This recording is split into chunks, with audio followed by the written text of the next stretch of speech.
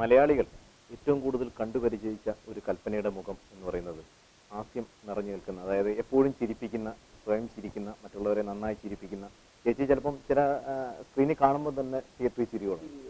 ചില ചേച്ചി നേരത്തെ പറഞ്ഞ പോലെ തന്നെ ഫേസിന്റെ ചില എക്സ്പ്രഷൻ കൊണ്ടായിരിക്കും ചേച്ചി ഭയങ്കരമായി ചിരിക്കുക. അപ്പോൾ സ്വന്തം ജീവിതത്തിലും ഇങ്ങനെ തന്നെയാണോ?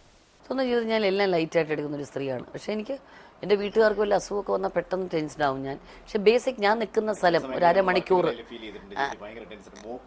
എനിക്ക് പറയുമ്പോൾ എനിക്ക് ഭയങ്കര ടെൻഷനാണത്.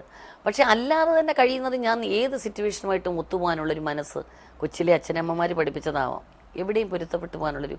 പിന്നെ നമ്മൾ നിൽക്കുന്ന നേരം ഒരു 10 പേരുടെ നടുക്ക് അരമണിക്കൂറെങ്കിൽ അരമണിക്കൂർ വളരെ പ്ലസൻ്റായിട്ട് അവരും പ്ലസൻ്റായി നിൽക്കണമെന്ന് ആഗ്രഹിക്കുന്ന ഒരാളാണ് ഞാൻ.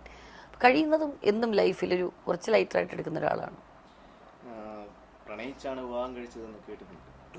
ആര് കേട്ടു? ഞാൻ കേട്ടില്ലല്ലോ ഇതുവരെ. നീ ഏത് വഴി കൂടെ കേട്ടു? പുനലൂര് വഴി കേട്ടോ? അല്ലെ അത് നീ മനസ്സിലാവാത്ത നീ സാറേ എന്നേ കേട്ടു. അങ്ങനെ ഓക്കെ. ഇപ്പൊ ചോദിച്ചാൽ നല്ല കാര്യം ഇഷ്ടപ്പെട്ടു. അപ്പൊ ഞങ്ങൾ വിവാഹം കഴിച്ചിട്ടില്ല. അപ്പൊ ഞങ്ങൾ കല്യാണം കഴിച്ചിട്ടില്ല. നിന്റെ അഭിപ്രായത്തിൽ ഒരുമിച്ച് താമസ സെറ്റപ്പ് തുടങ്ങാന്ന് പറഞ്ഞ അങ്ങനെയല്ല പറഞ്ഞേ.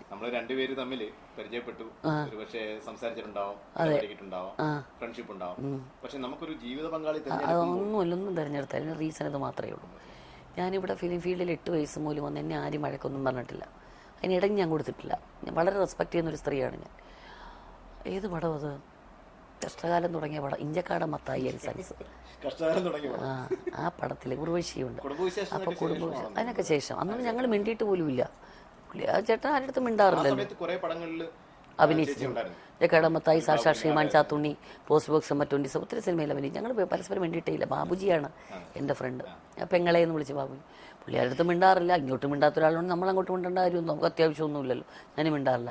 അങ്ങനെ ഇരുന്ന സമയത്ത് ഈ ഇഞ്ചക്കാടൻ മത്തായി ആൻഡ് സൺസ് പടത്തിനകത്ത് ഒരു സീനിനകത്ത് ചട്ടയും മുണ്ടുവിടാൻ പറഞ്ഞു. അപ്പോൾ അവരുടെ വീട്ടിലെ സെർവൻ്റാണ് ഞാൻ. അപ്പോൾ അവിടെ നിന്നോട് അടൂർ ഭവാനി അമ്മയുണ്ട്, KPS ലളിത ചേച്ചിയുണ്ട്. ഇത് കൊച്ചല്ലേ, ഞങ്ങൾ പ്രായമുള്ളവർ ചട്ടയും മുണ്ടും.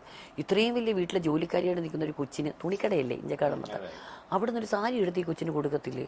കെട്ടാത്ത പെങ്കൊച്ചിന് ഒച്ച നീ ഒരു സാരി കൊടുക്കൊച്ചേ, ഞങ്ങളെപ്പോലെ നീ ചട്ടയും മുണ്ടും വിടണ്ടെന്ന് ഇവർ പറയുന്നു. ഉർവശി സപ്പോർട്ട് ചെയ്യും. ഒരു സാരി എടുത്ത് ഞാൻ കൊടുക്കുന്നു. അത് ഈ സംവിധായകന് ഇഷ്ടപ്പെട്ടില്ല. ഇഷ്ടപ്പെടാത്തപ്പോൾ അദ്ദേഹത്തിൻ്റെ അസോസിയേറ്റ് വന്ന് എന്നോട് പറയുന്നു, കൽപ്പനയെ മോശമായിപ്പോയി, അനിൽ അവിടെ ദേഷ്യപ്പെട്ട് നിൽക്കുന്നു. അനിൽ ദേഷ്യപ്പെട്ടെന്ന് എനിക്കൊന്നും അറിയേണ്ട കാര്യമില്ല. പക്ഷേ തെറ്റാണെന്നുള്ള പിന്നെ മനസ്സിലായി. ഒരു സംവിധായകൻ പറയുന്നത് നമ്മൾ കേൾക്കണം എന്നുള്ളൂ.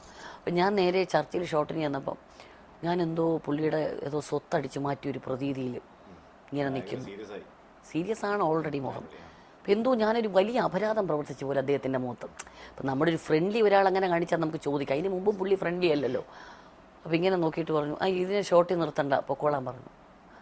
ബാബുജി വന്ന് എന്നോട് പറഞ്ഞു, പെങ്ങളെ സോറി പെങ്ങൾ എന്തിനത് ചെയ്തു എന്ന് ചോദിച്ചു. ഞാൻ വലിയ തെറ്റൊന്നും ഞാൻ ചെയ്തിട്ടില്ലല്ലോ. ഞാൻ അന്ന് വിചാരിച്ചു എന്നെ കെട്ടി അനുഭവിപ്പിക്കുക. നിന്നാണ് തമാശയല്ല, തമാശ. മനസ്സുകൊണ്ട് രാത്രി കിടന്ന് ആലോചിച്ച് എൻ്റെ ജീവിതത്തിൽ ആരും എന്നെ വഴക്ക് പറഞ്ഞിട്ടില്ല. എന്ത് ശിക്ഷ കൊടുക്കുക? ഒളിച്ചിരുന്ന് കല്ലെടുത്തെറിയുക, ചീത്ത വിളിക്കുക, അതൊക്കെ വളരെ ചീപ്പായിട്ടുള്ള കാര്യങ്ങളാണ്. ആ ജീവനാന്തം അനുഭവിക്കണം. ഒറ്റ മാർഗ്ഗമേ ഉള്ളൂ. അതിനെ കണ്ടപ്പം നമുക്ക് നേരായ വഴിക്ക് എനിക്ക് പ്രേമമൊന്നുമുള്ള സ്ത്രീയല്ല, അങ്ങനെ ഒരു വികാരം ലൈഫിലുള്ളവളല്ല. അതുകൊണ്ട് പോയി ഒരു സുപ്രഭാതി എന്നെ കല്യാണം കഴിക്കാമോ ചോദിക്കുന്നത് മോശമാണ്. അപ്പോൾ ആ രീതിയിൽ ഇങ്ങനെ നീ ഇപ്പോൾ രവി കെ ചന്ദ്രനാണ് അതിൻ്റെ ക്യാമറാമാൻ. അപ്പോൾ രവി ഒന്ന് പറഞ്ഞു, കൽപ്പന അനിൽ നല്ല ആളാണെന്നൊക്കെ പറഞ്ഞിട്ട് സപ്പോർട്ട് നമ്മുടെ അടുത്ത്. മനസ്സിലായില്ലേ? ഞാൻ ശാന്തൻ എൻ്റെ അടുത്ത് സപ്പോർട്ട് ചെയ്യാൻ അങ്ങനെയൊന്നും അല്ല രവി, എനിക്ക് പ്രശ്നമൊന്നും അങ്ങനെ വിചാരിക്കല്ലേ, അനിൽ നല്ല പേഴ്സൺ ആണെന്നൊക്കെ പറഞ്ഞു. എവിടെയോ എന്തോ ഇങ്ങനെ മണക്കുന്നു എന്ന് മനസ്സിലായി നമുക്ക്. ശരി, ഇതിൽ തന്നെ പിടിച്ച് കളയാം. വീട്ടിൽ പോയി പറഞ്ഞു. അവിടെ പോയി പറഞ്ഞു. ഒരാഴ്ചയ്ക്ക് ഇവിടുന്ന് അമ്മ ഫോൺ ചെയ്തു. അപ്പം പുള്ളിയുടെ കഷ്ടകാലം തുടങ്ങി. എനിക്ക് മനസ്സിലായ ആരെയും പറയണ്ട മോനെ, അങ്ങനെ എങ്ങനെയൊക്കെയോ നടന്നു. ഇന്നും അനുഭവിക്കുന്നു.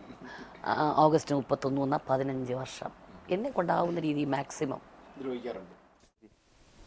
അനിലേട്ടനെ ഇങ്ങനെ 15 വർഷമായിട്ട് ദ്രോഹിക്കാന്ന് പറഞ്ഞു. ബാക്കി ഈ കുടുംബത്തിലുള്ള ബാക്കിയുള്ളവരോടുള്ള ഒരു പെരുമാറ്റം എങ്ങനെ, പ്രത്യേകിച്ച് മകളോട്?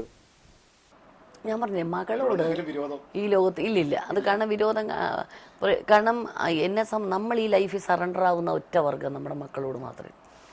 മോളി ഞാനും വളരെ ഫ്രണ്ട്ലിയാണ്. പിന്നെ അമ്മ, സഹോദരങ്ങൾ. മോളിപ്പം 6ാം ക്ലാസ്സിലായി. വളരെ പാവമാണ്. സോഫ്റ്റ് എന്ന് വെച്ചാൽ അതിൻ്റെ ഒച്ച പോലും പുറത്ത് നിൽക്കത്തില്ല. പൂച്ചക്കുഞ്ഞിനെ വരെ ഭയപ്പെടുന്നൊരു കുഞ്ഞ്. അങ്ങനെ ഒരു കുഞ്ഞ് ജനിച്ചെന്ന് എനിക്ക് തന്നെ അതിശയം. ഒരുപക്ഷെ അമ്മയുടെയൊക്കെ അതാ ഞാൻ പറഞ്ഞേ, ഏറ്റവും ഓപ്പോസിറ്റ്.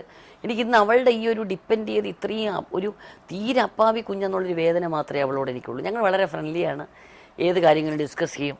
എന്നെ അവൾ വിളിക്കുന്ന മിനു എന്നാണ്, അമ്മ എന്നല്ല വിളിക്കുക. അമിനു ചേച്ചി, അമിനു എന്നാണ് വിളിക്കുന്നത്. അച്ഛനെ വിളിക്കുന്ന ചേട്ടാന്നുമാണ് ഞാൻ വിളിക്കുന്ന കേട്ട്. അപ്പോൾ അങ്ങനെ കുഞ്ഞും ഞാനും വളരെ ഫ്രണ്ട്ലിയാണ്.